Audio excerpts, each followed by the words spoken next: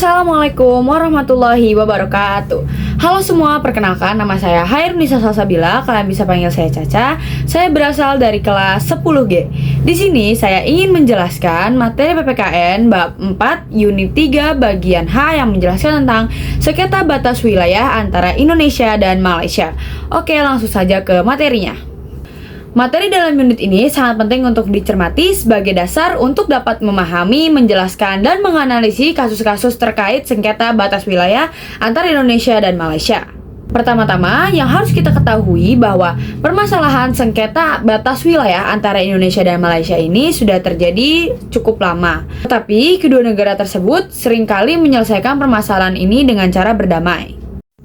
Sejak dekade pada tahun 1970-an telah disepakati beberapa Memorandum of Understanding atau yang disingkat sebagai MOU, yakni MOU antara Indonesia-Malaysia di Jakarta pada tanggal 26 November tahun 1973. Minutes of the first meeting of the Joint Malaysia-Indonesia Boundary Committee pada 16 November 1974 serta minutes of the second meeting of the Joint Indonesia-Malaysia Boundary Committee di Bali pada 7 Juli 1975.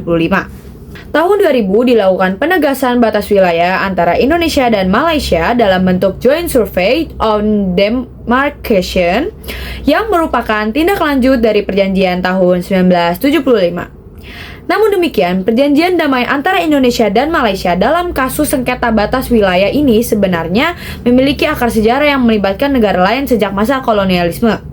Dalam hukum internasional dikenal istilah uti possidetis juris yang populer sejak MOU tahun 1973. Apa sih uti possidetis juris itu? Jadi pengertiannya adalah suatu negara yang baru dapat mewarisi kekayaan dan wilayah negara penguasa sebelumnya.